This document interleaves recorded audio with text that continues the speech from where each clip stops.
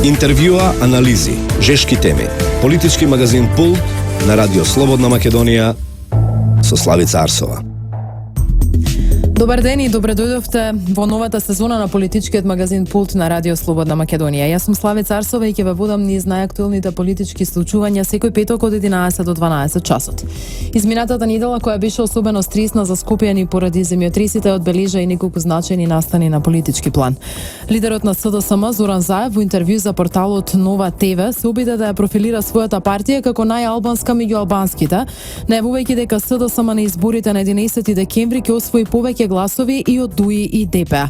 Ова свое уверување Заев го темели на понудата која ќе ја даде неговата партија. Меѓу останатото, Заев повторно го реафирмираше ставот за воведување на употребата на албанскиот јазик на целата територија на државата. Еве дел од неговите ставови. Јас зборував за употребата на албанскиот јазик. Не губам јас како граѓанин на Струмица, кој што сме 94% македонци. Останувате на таа изјава? Значи, една работа да се знае. Прагмата во Македонија мора да биде следена. Не губам јас ништо како македонец. Ни па граѓанинот на Штип, на Скопје, кој што е од македонскиот етнички корпус на граѓани. Ако бабичката од Гостивар, за да добие социјална нега од трето лице, се обрати на албански и биде одговорено на албански. Не губиме ние ништо од тоа. Или детенцето што учи музичко во Куманово, тоа е една иницијатива која што е поддржана од нас.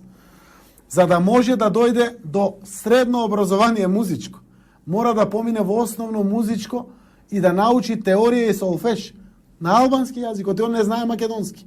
Ако има талент, значи тоа дека не треба да биде музичар тоа дете, оти е турче, оти е србинче, оти е, не знам, албанче.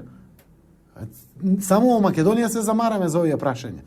Не губи ништо македонецот, ако некој го добие своето право да се инкорпорира подеднакво во нашиот систем.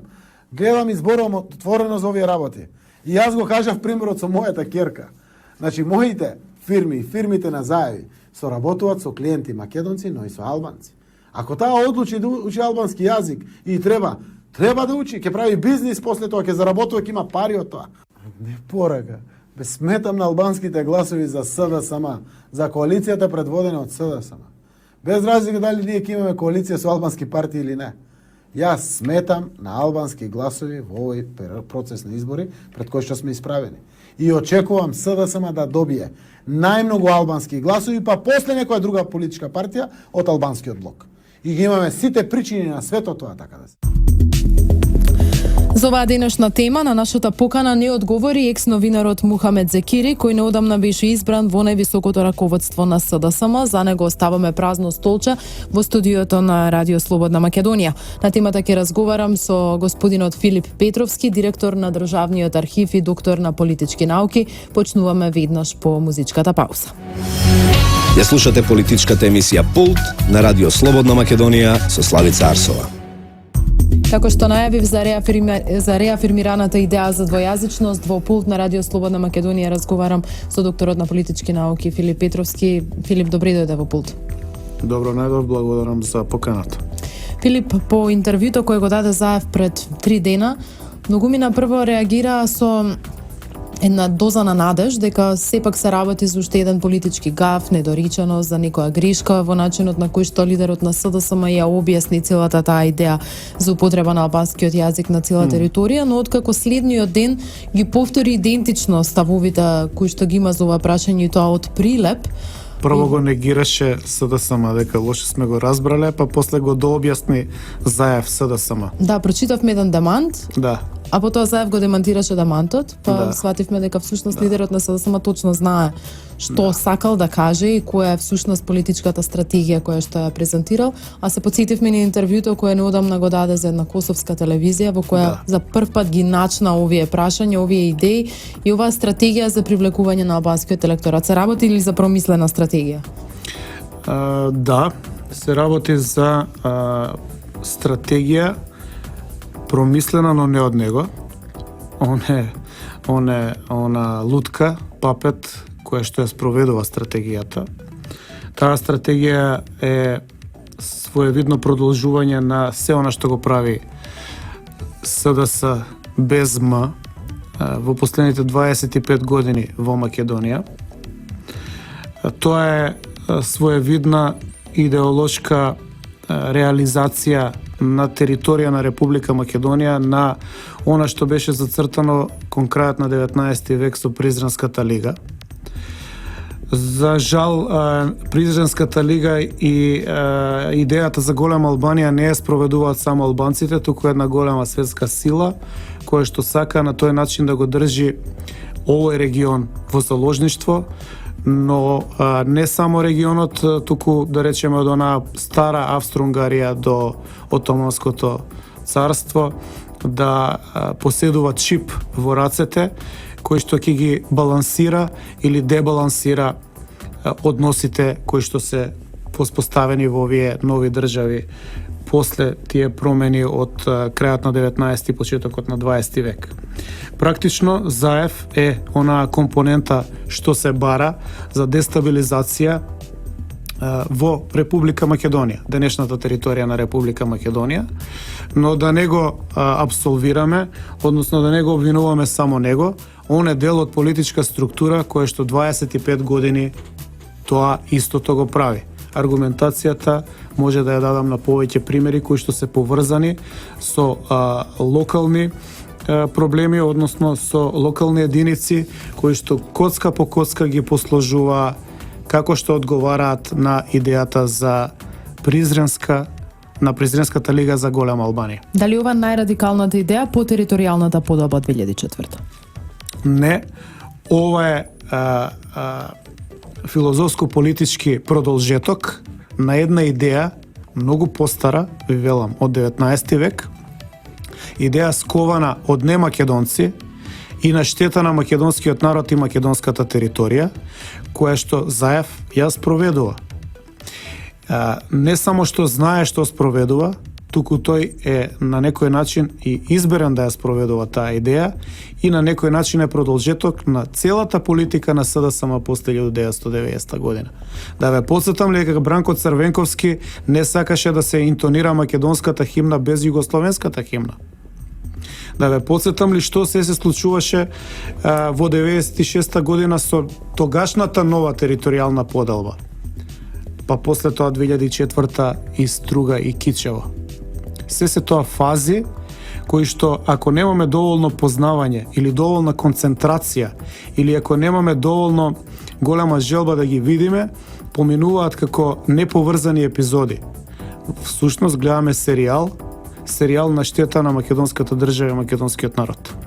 Многу ми накеричат, ова е визионерска идеја кога станува збор за создавање на нели едно мултикултурно општество во кое ќе имаме взаемно почитување меѓу различните етникуми и оние кои што ќе критикуваат идејата на ЗАЕФ ќе бидат оцрнати или обвинети дека се преголеми националисти или дека имаат ништо против да моето дете го познава албанскиот јазик или да децата албанци го познаваат македонскиот јазик, бидејќи ЗАЕФ токму тоа го говори дека нема потреба да го знаат децата албанци македонскиот јазик, треба го знаат само нивниот. Значи, дали се националисти сите оние кои ќе речат, чекајте, во ред да се познаваат јазиците, но ова е едно друго прашање. Има разлика помеѓу изучувањето на меѓусебните култури и воведувањето на нови правила во целата администрација, во целото функционирање на државата. Знаете што, јас ќе ви одговорам со една историска паралела на Каравангелис. Кога бил пратен од грчката држава во Егејска Македонија за да создаде услови за поделба на Македонија кон крајот на 19 век. Тој, според неговите мемуари, сватил дека е многу јако македонското движење. Што направил Каравангелис? Бидејќи не реагирала бргу грчката држава и не му праќала доволно пари и војска, тој решил да најде предавник. И предавникот го нашол во Коте од Рулја. Што направил Каравангелис? Му ги школувал децата на Коте во Атина. Му давал плата, а за децата му давал по 2 златника и му рекол, они ќе бидат елитата, до елитата на грчката држава во Атина. Во своевидно продолжение, ЗАЕФ е новиот Коте од Рулја. Само неговите деца сака да ги школува или во Тирана, или во Приштина. Јас немам ништо против да се ги школува таму децата. Но сакам да му порачам од тука и од било каде што ќе го сретнам, јас или било кој македонец, дека Коте од Рулја Чакаларов го чекаше за да му пресуди. Затоа што оваа земја, Коте од Рулја, нема право да ја раскрчмува.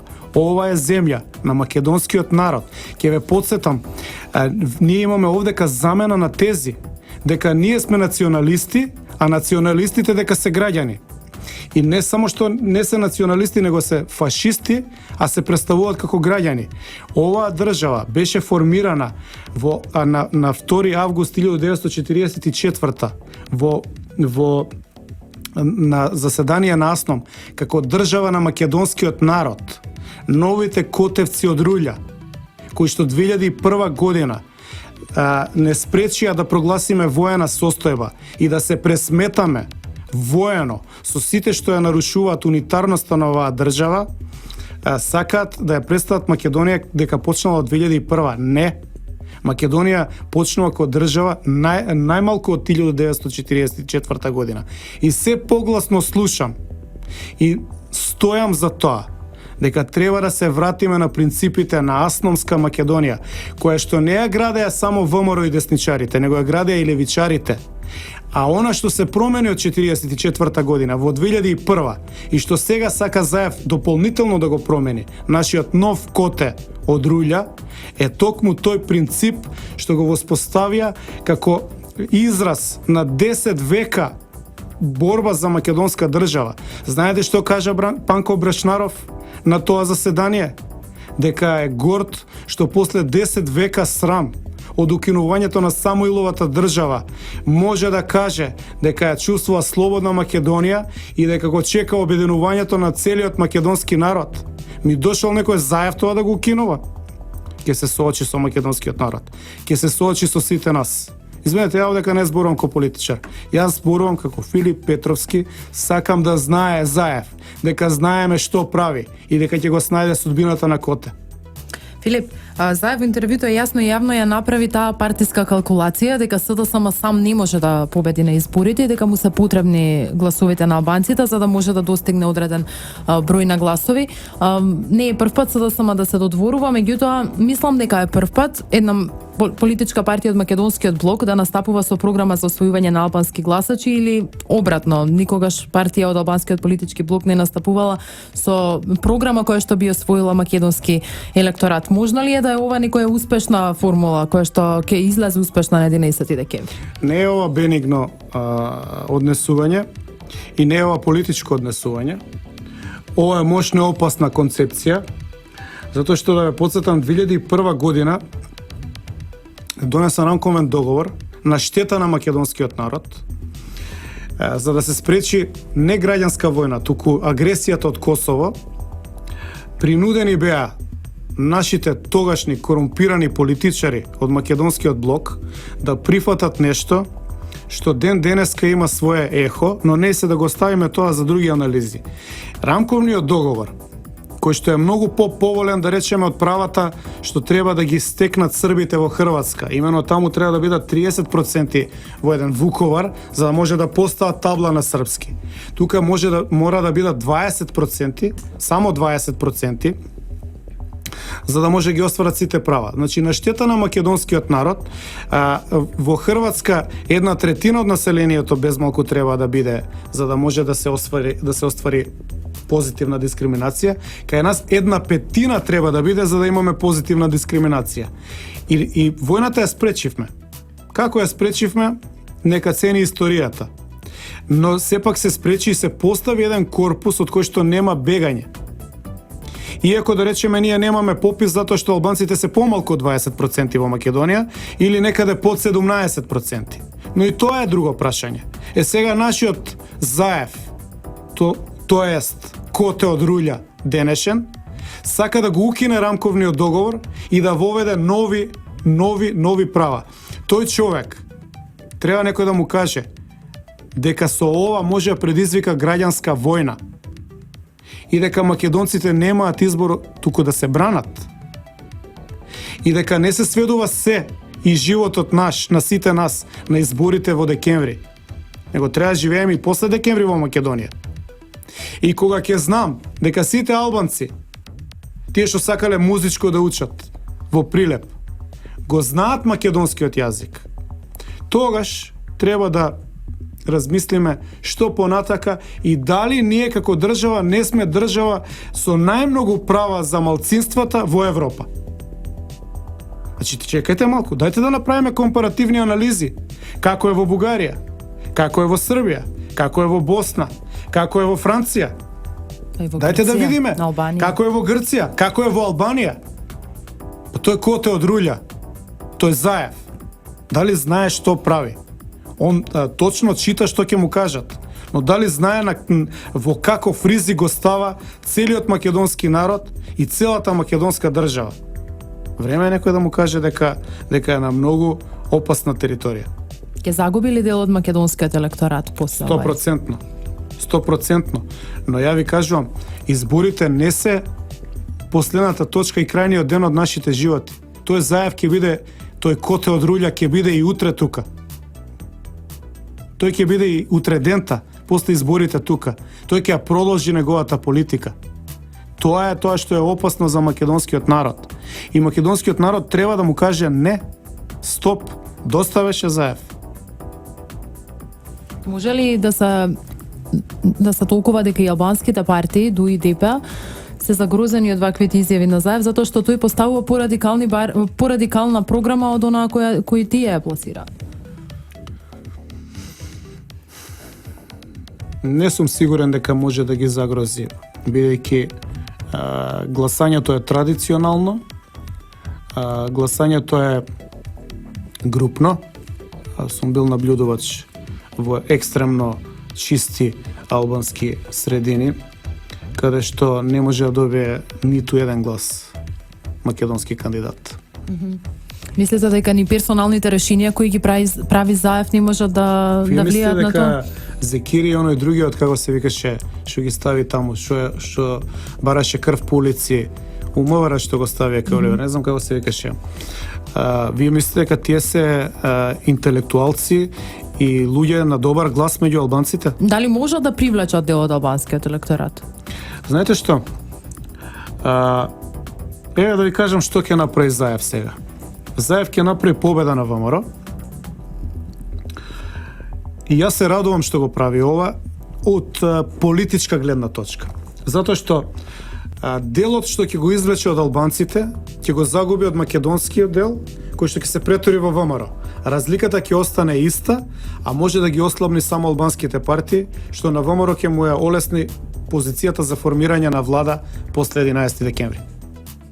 Би го коментирала овој дел околу влезот на екс-новинарот Мухамед Зекири во СДСМ, токму затоа и се обидов да го донесам денеска во ова студио околу какви програми тој ќе донесе и дали е тој еден од креатурите на оваа политика која што ја пласираше Деновиве Заев, но не успеавме. Може би во некоја следна прилика ќе можеме и неговото мислење да го слушнаме, но би сакала и од еден друг аспект да го искоментираме ова. Во изминатите година и пол две бевме свидоци на жесток напад од СДСМ и од нивното највисоко раководство кон дел од медиумите кои што не работат под диктат на оваа партија. Од друга страна сме сведочели, сме биле во иста просторија кога Заев со прст покажува кои се професионални новинари кои го заслужуваат нивното внимание, информации, папки со прислушувани разговори и така натаму. И секогаш во првите редови бил токму Мухамед Зекири. Сега го гледаме на платниот список директно вработен во партијата. Дали тотално се демаскира аршините на Заев за избор на професионални новинари, особено сега во овој сензитивен предизборен период, кога медиумите се под мониторинг, кога им се закануваат високи казни, сите новинари се плашат што ќе објават. Гледаме ли конечно какво е тоа професионално новинарство за кое се бори СДСМ? Знаете што? Заев е човек со многу низок коефициент на интелигенција. И тој без точно скицирани работи, односно точки што треба да направи во денот, верувам дека не би можел нити сам да се прехрани, односно да се нарани. Така што ова што тој го прави е исцртување на една повторно ќе кажам поширока слика која што ги надминува неговите капацитети. Ќе потсетам дека Заев беше убеден кога странските служби му ги дадоа овие телефонски разговори, кои што Верушевски исто така во соработка со странски служби ги обезбеди незаконски. Тој беше убеден дека за 3 дена ќе падне владата. Поминаа 2 години, точно 2 години од моментот кога тој го уценува Груевски да си оди. Јас не гледам нити промена во расположението кај граѓанството, ниту гледам промена во поддршката која што има ВМРО или СДСМ. Што тој направи понатак? Имаше погрешна перцепција која што се базира на американските искуства.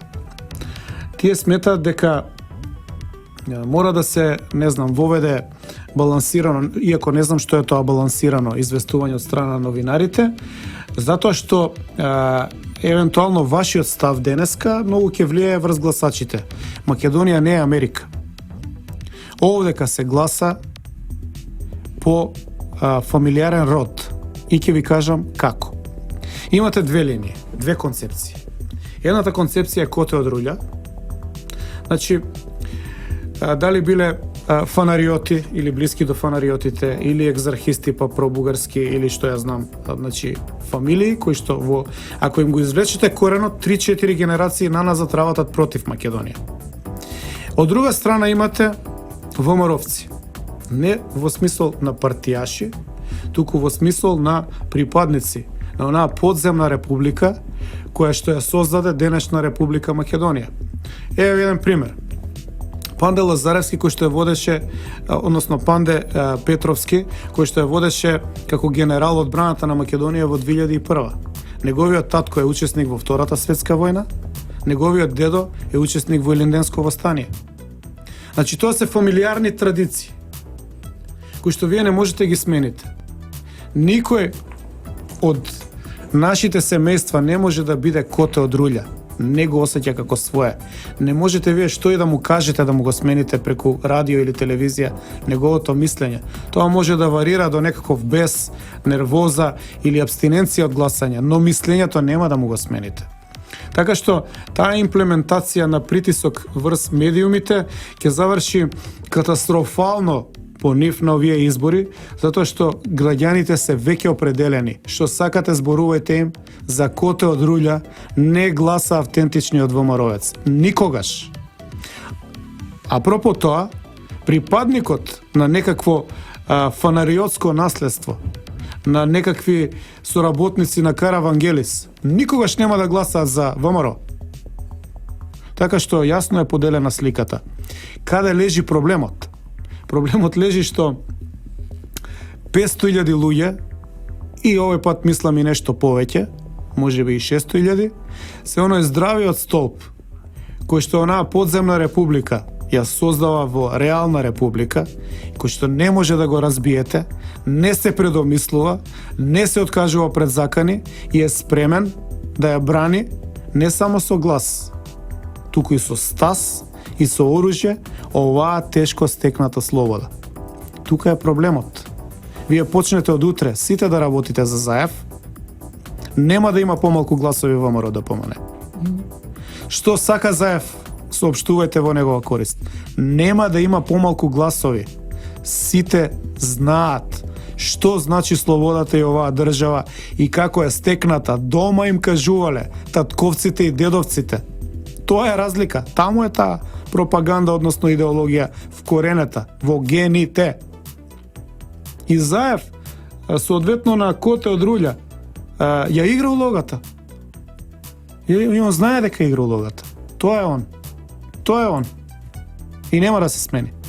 Филип, ако ги знаеме анкетите кои го потврдуваат ова што вие го говорите, дури и последните истражувања еве на 190 дена пред изборите покажуваат дека речи се не променет рейтингот на ВМРО-ДПМН од пред политичката криза, изборите 2014 година и она што сега го имаме како бројки, а исто така и со СДСМ, значи не само што ВМРО не паѓа, туку и СДСМ нема никакво поместување нагоре. Тие рейтинзи сигурно не сме ги виделе само ние новинарите или само вие поддржувачи или функционери во ВМРО-ДПМН, предпоставам дека анкетите ги има и СДСМ. И амбасадите. И амбасадите, но што е тогаш променето од 24 април, кога беше јасно дека СДСМ сака да ги одложи изборите заради рейтингот, 5 јуни, кога беше јасно дека СДСМ има и меѓународна поддршка за да се одложат изборите до некои подобри времиња за партијата, што е различно од тогаш до сега кога имаме 11 декември закажани избори на кои е известен резултатот. Зошто сега би имале избори? Тоа е прашање кое што буквално сите кои што ја следат политичкава сцена си го поставуваат. Што се промени во меѓувреме? Во меѓувреме се промени, ако дозволите, и по стручна линија може да го коментирам тоа. Во меѓувреме се промени геостратешкиот баланс во поширокиот регион. Не успеа државниот удар во Турција, кој што нема да го коментирам во смисло дали Ердоган добар или лош, тоа не интересира во моментов.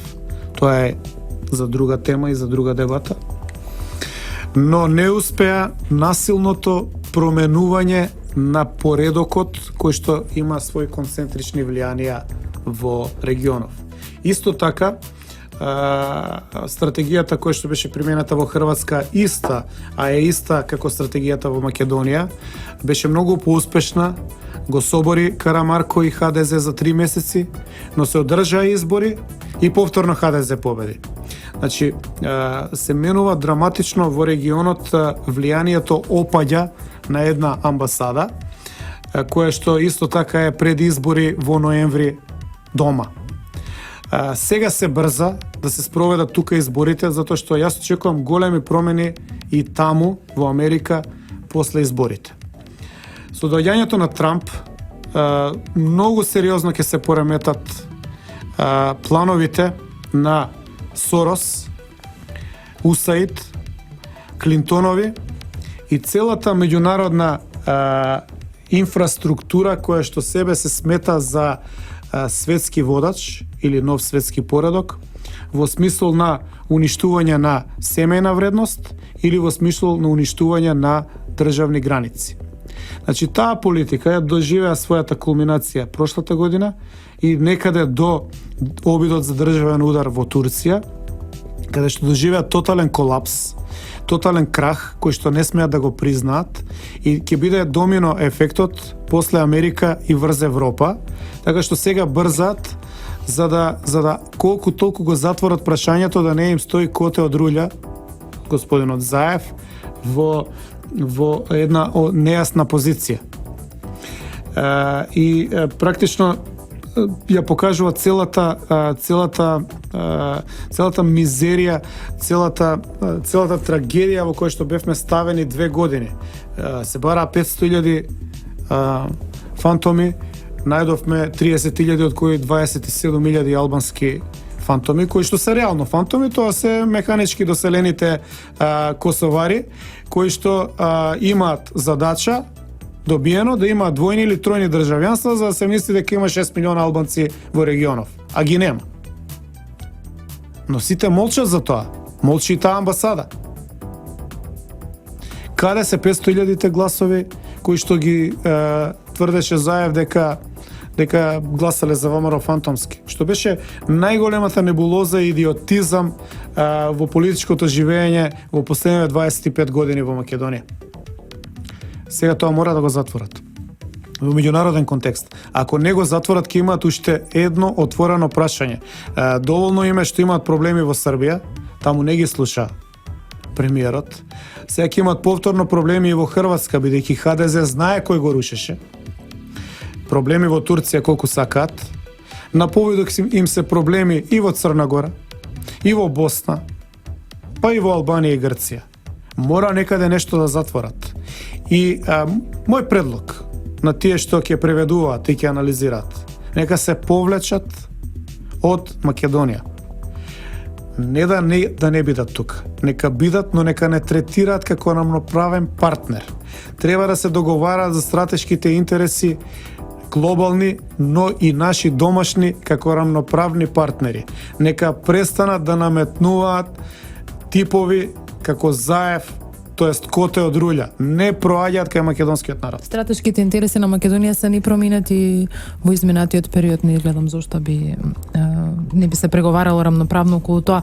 Филип, што до 11 декември ќе бидат ли настапите како вчерашниот на Катица Јанева носачката кампања која што ќе ја гледаме во следните 90 дни? Да. Катица Јанева е испостава на СДСМ. Вчера имавме невидена провокација од страна на албанскиот обвинител во незиниот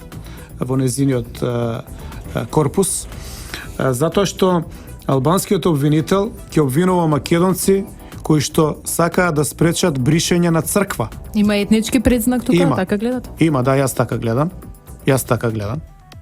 И не отстапувам од тоа дека е таа провокација намерна. Во исто време сакам да ја потсетам и Катица и другите околу неа, и Фатиме, дека за тоа што обвинуваат, 13-14 луѓе за центар, имаат да погледнат канцеларијата на председателот, каде што има стотици луѓе на платен список на Сорос и нивни извршители од точно 78 невладини организации. Исто така да отидат да ја погледнат Порта Македонија, па да видат што е девастација намерна на исти начин. И кој ќе постават еднаков аршин на овие што биле во центар со оние што биле пред Порта Македонија, тогаш во моите очи ќе бидат објективни, како што сакаше Ленче да каже, биле објективни. Мислам дека никој не ни очекува специјалното обвинителство да преземе ништо околу тие насилни протести, но има прочитав некои од коментарите тоа од луѓе кои што биле инволвирани во шарената револуција, велат со ова што вчера го направи специјалното јавно обвинителство, му ги одврза рацете на редовното јавно обвинителство да си постапи најрадикално спрема оние кои што многу поголема штета нанеле во изминатиот период. Се чини дека се буди свесноста и кај нив дека овој потек воопшто не оди во прилог на Па знаете ли што се случи вчера? Вчера се случи една работа што треба да ја знаат тие што беа злоупотребени на улица. Желбата за власт на Коте од Рулја ги жртвуваше сите оние што фрлаа по споменици, затоа што има тоа се вика намалена свест. Значи, видогледот не му е како што гледаме нормално, него е гледан из тунел, како да го повреди ВМРО, не гледајќи во една посериозна во еден посериозен стратешки приод што околу себе прави. Да, точно, Заев вчера преку Катица ги жртвуваше сите оние што ги уништуваа македонските споменици. И знаете што? Спомениците ќе ги исчистиме и ќе останат. И тие се гордост на македонскиот народ. И ја мислам дека треба на сите тие што учествувале во рушењето на тие споменици да им се пристапи благо и ако може и без казни. Не треба се казнуваат. Треба да му се остават на Заев. Тој ги лажеше дека треба тоа да го прават, а тој сега ги продаде. Филип, ти благодарам за денешната политичка анализа во Пулт на Радио Слободна Македонија, ми беше задоволство. Ја слушате политичката емисија Пулт на Радио Слободна Македонија со Славица Арсова. Почитувани слушатели, ви благодарам што бевте со нас во ова прво издание од новата сезона на политичкиот магазин Пулт. Ве поканувам да останете на брановите на Радио Слободна Македонија и да бидете повторно со овој магазин следниот петок во терминот од 11 до 12 часот. Ова денешно издание ќе можете да го прочитате и да го слушате повторно на rsm.mk. Јас сум Славица Арсова, уредник и водител на Пулт на Радио Слободна Македонија во продукција на Трговското радиодифузно друштво Радио Слободна Македонија. Пријатно. Интервјуа, анализи, жешки теми. Политички магазин Пулт на Радио Слободна Македонија со Славица Арсова.